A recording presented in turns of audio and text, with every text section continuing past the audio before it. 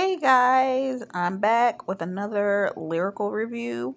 I don't believe I did this song. This is a song. Let me tell you the history of this one. This is a song I used to listen to when I was 15 years old. Okay? I was in my teeny bopper stage. Back when everybody used to listen to all of the pop singers. From Justin Timberlake to Britney Spears to Jessica Simpson to like everybody.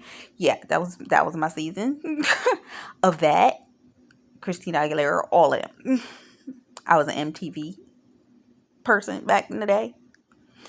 And yeah, so this song was on Jessica Simpson's album. I don't know whether it was the first one or the second one. And it just grabbed me back then. But it came to me maybe almost a year ago. I suggested it to somebody because I felt like when they were explaining their story about kingdom marriage, it was so in alignment. But when I started doing this regularly, talking about kingdom marriage and doing music reviews, I completely forgot to do it for you guys. So I'm going to suggest this song for y'all now. And the name of the song is There You Were by Jessica Simpson and Marc Anthony.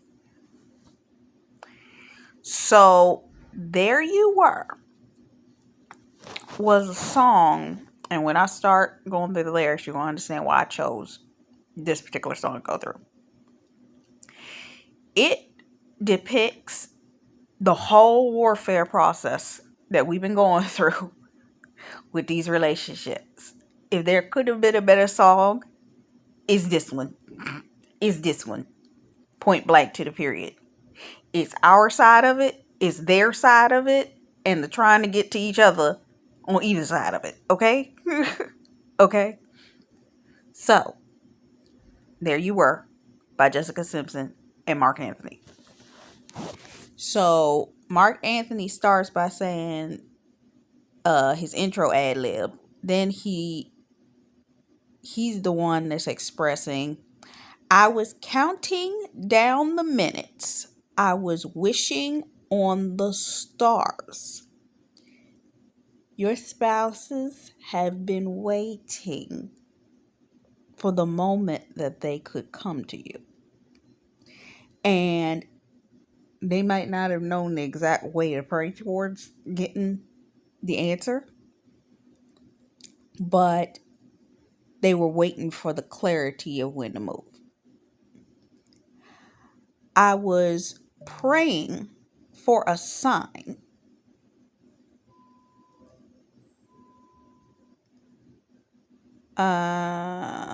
Trying to beat the odds. They've been praying. I remember it was March of last year. I was on a coaching call with one of the other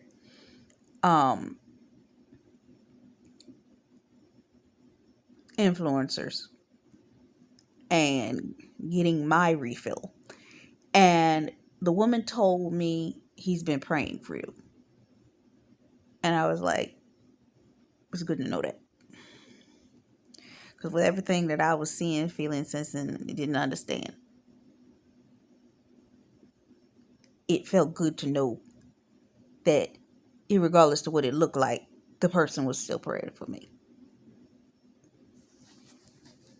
So they have been praying, even though depending on what your situation is, it may not look like it.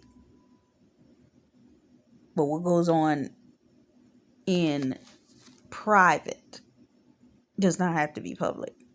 And for what we've had to deal with, it needed to be that way. Especially for them. I was dreaming of you long before I saw your face. I'm going to just leave that one right there I don't think I need to say much else. Mm. Mm.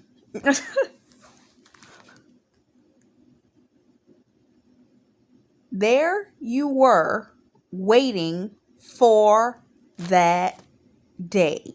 These men understand you've been waiting for them.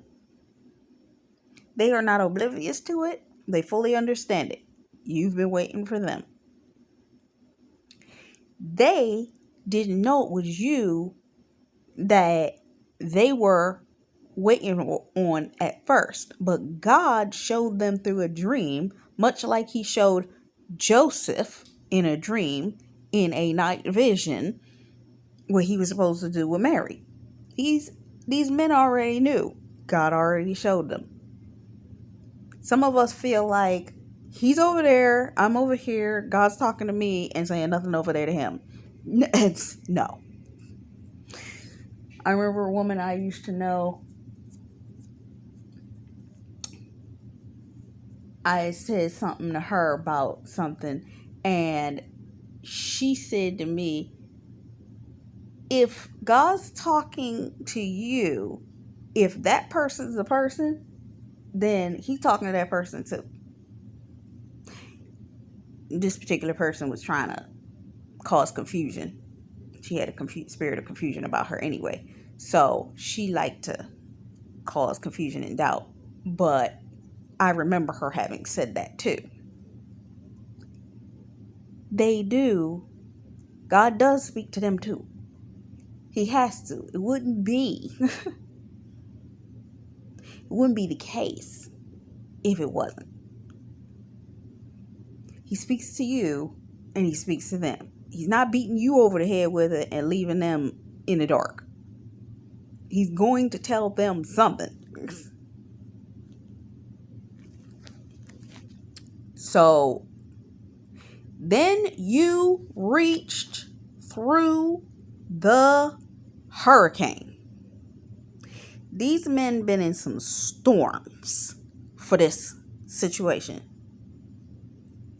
These men have walked through hell and back.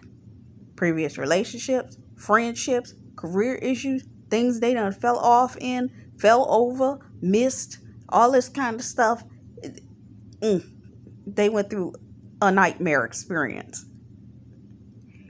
But we, in our prayers, reached through their storm and literally called them out of it.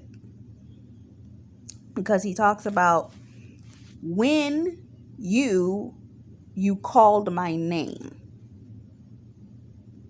We've pulled them out by calling their name back to God. Okay? You broke through the storm and you turned back the night. Our prayers and our covering turned back the process, the warfare, the storms they were experiencing, and we made it easier on them.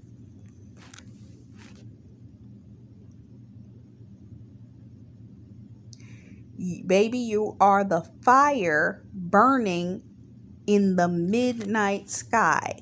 When I hear that, I think about the Holy Ghost fire that pretty much would break through any type of darkness in our prayer posture.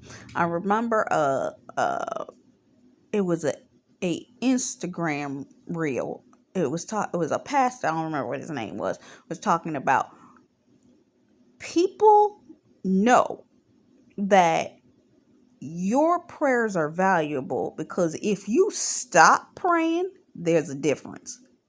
We may not have been nowhere near these men, but the impact of our prayer was like shooting fire bullets directly at the enemies that were attacking them, cutting them down. And if we stopped, there was a major difference in the atmosphere. They could tell when the protection lifted. They could see what was affecting them start to try to re-enter. They could tell. And your love keeps taking me higher. Our prayers, our love, all of this, as we elevate, and I'm sure you've heard this from a lot of the people that you listen to, that as you elevate and you cover your spouse, you lift them as well.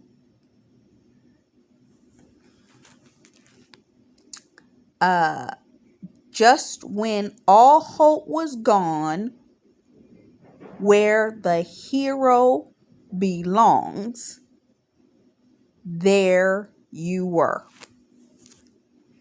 When they felt they had no way out of their situation, when they needed spiritual rescue, we were there.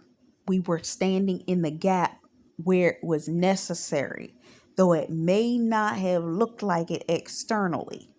The best way I can describe it is this. Think about a person that's in a financial transition, okay?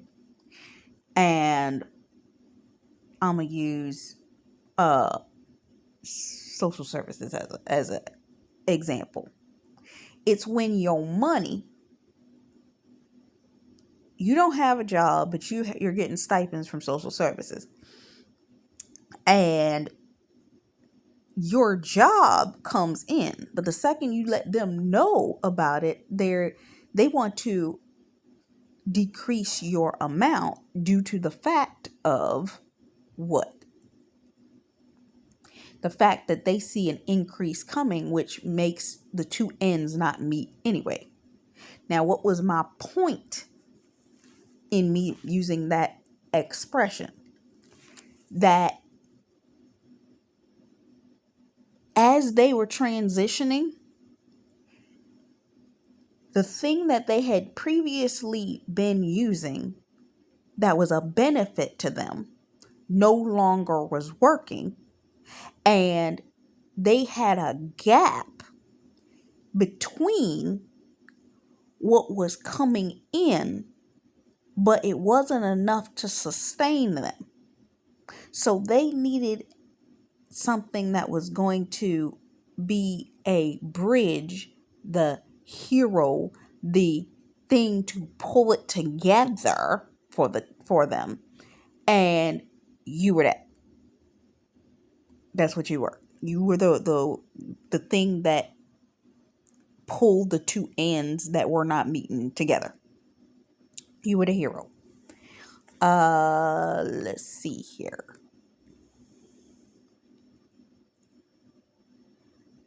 Must have broken into heaven just to roll back the clouds.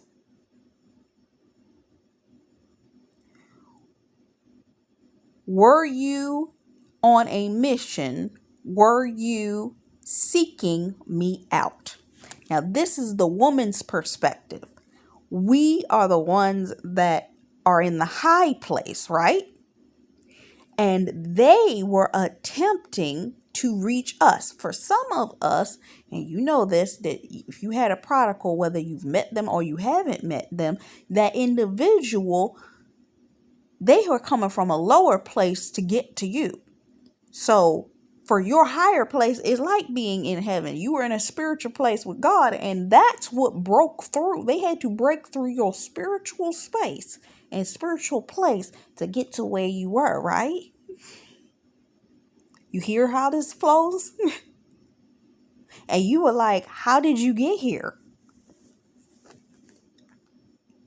You must have been on a mission in order to be, because some of y'all, when God told you who your spouse was, and because of your spiritual life and alignment, you were like, wait a minute, are you sure? This must be a mission by this individual, because I don't see how spiritually the two of us can fall into the same places. But God's saying yes. And they sought you out because they were trying to find out what it was that was specific about you.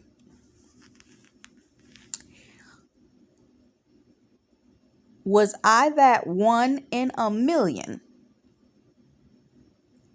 Was I that one sacred kiss? We have something that none of them ladies that these men have ever dated before have. It ain't got nothing to do with looks. It ain't got nothing to do with impressive money, standard status, all of that.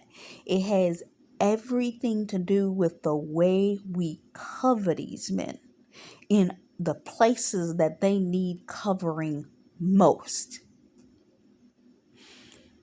Now, the one sacred kiss, we are that thing that they have not been able to gain hold of.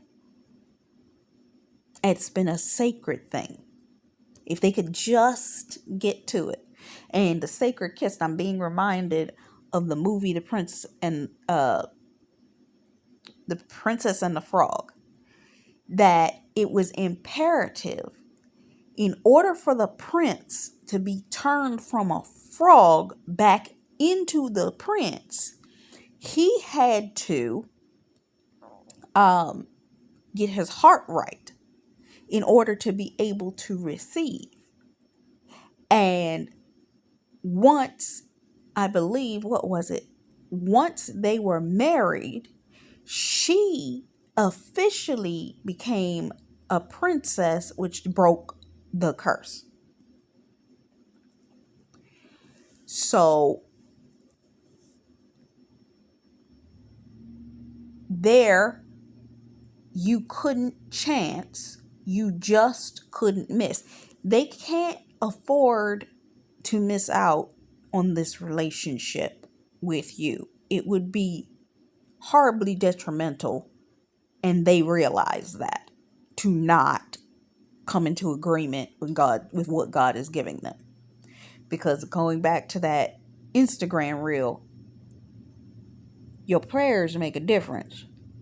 If you were to withdraw all prayers and start praying for this person like they was your brother again, oh, that's my brother and my sister in Christ. I'm sorry, I don't pray like that for my brothers and sisters. I will pray when I know what it is that I'm standing for you. Otherwise, I'm going to hit the 5 basic points, but I'm not going to go in depth. But if I'm going to pray for my spouse, I'm going in to kill things. I'm going in to strip things. I'm going in to destroy things. I'm going in to make sure that by the time you get to me, you might be a little bit done had your fill. But I guarantee that you ain't coming to me with none of that foolery. You're not coming to me with that foolery. It's going to be gone from you. It's going to be stripped from you. It's going to be off of you before you get back to me. And your spirit is going to have the fullness of understanding. Oh, no. I'll be all right. I'm not going to go back to that. So, with that being said, where we at?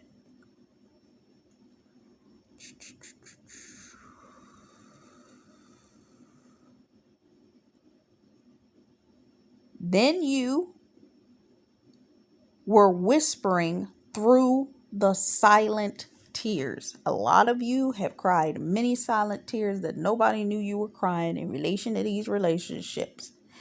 And in some of them, and I've heard this from a lot of people, and I believe I've had a few experiences of my own, but I probably almost didn't believe it. I'm going to be honest with you.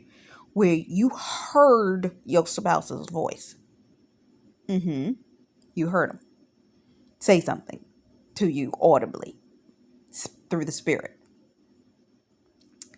And that just messed you up even more.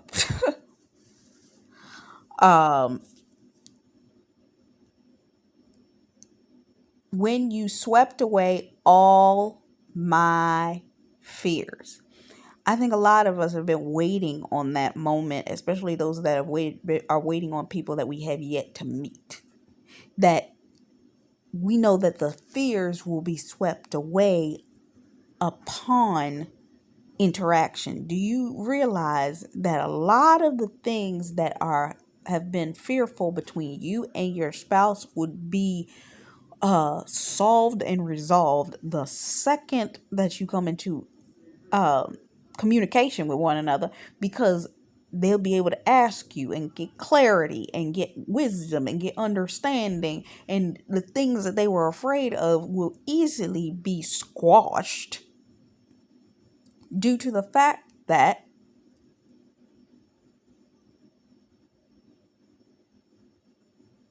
you were there to answer the questions.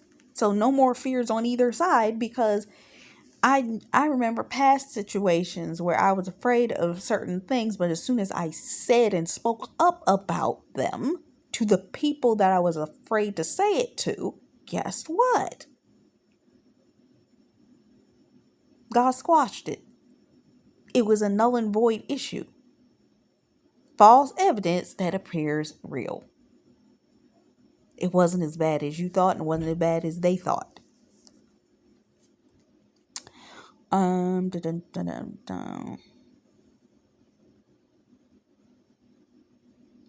Which brings us back to, you broke through the storm, you turned back the night, you're the fire that burns in the midnight sky.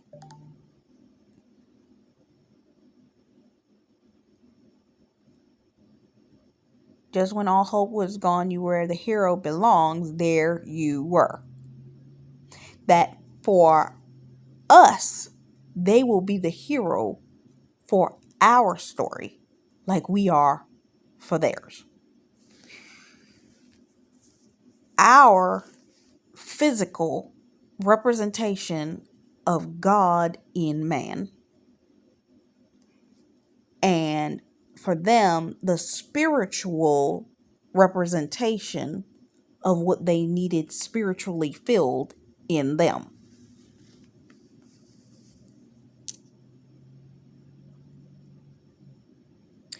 Next, standing in the middle of nowhere. Come on, God. All I heard right then was Trust and Obedience Ministries word, The Damsel in the Distress, where she talked about going out into the field and meeting you for your rescue in the middle of an open field, out in the middle of nowhere, waiting upon your rescue. There you go. With your arms wide open, that you and they are both ready to receive each other with open arms. See, what the enemy been doing is playing with your head, making you think that this person isn't going to want to receive you, and vice versa. So, and if you start feeling fear that they won't want to receive you, they'll start feeling the fear you feel, and feel like you're going to reject them too. Don't play into it. Reject that spirit. Cancel it. Curse it at its root. Let's see here. You were the reason when there was no reason in my life. Some of y'all had no reason to get in relationships. You was fine with Jesus Christ by yourself. You was flowing and doing whatever it was that you was doing. But when God put this individual into your heart, in your heart space, they became the reason when there was no reason. You were like, I have no reason to even want nobody new, but here you are. And vice versa. I was just listening to Salt 144 the other day, and she was talking about the fact that some of these individuals were in viciously horrible relationships prior to us, and there was no reason for them to want to be even desiring to get into a new relationship. And they have been in a process of healing that the only reason that they're even considering relationship again is because what God showed them that we did for them that would even soften their heart up to the idea of getting in a relationship again. Because that dang counterfeit tried to destroy their desire for a relationship again. But we stood. You're the reason in my life. Let's see, chorus twice.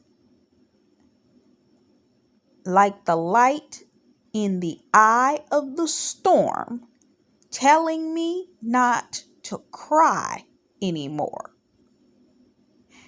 This was a case for both sides. We were the light in the eye of their storm, and they were what kept us from falling apart. Okay. Next. Where I watched my whole world fall apart. These men have seen everything that they knew. I'm hearing that Satan shook everything that could be shaken. Well, actually, God did it in this case because he had to shake out everything that wasn't him out of their life. And everything that could be shaken was shaken. And because of that, their whole world fell apart.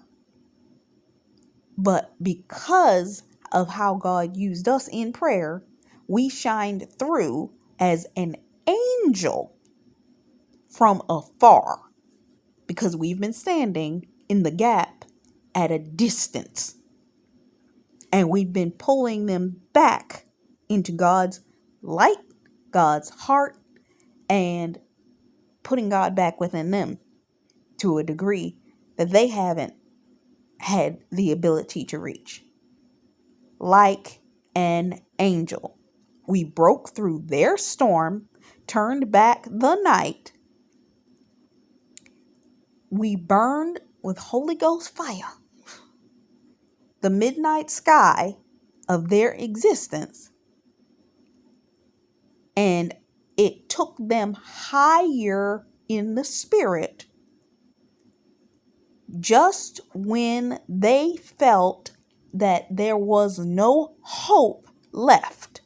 We were there for them. So it just repeats one more time. That is, there you were. You see how this song works? So I hope this blessed you, but I just had to get that one out because it came to me yesterday. I started to hear it. I think it was because I was listening to Salt on 144, and that's the person I had sent this song to like almost a year and a half ago. And when I was listening to it, I remembered the song. I was like, oh, okay. I didn't do that song. So I hope this blessed you. And until next time, much love, faith, peace, and blessings. Bye-bye.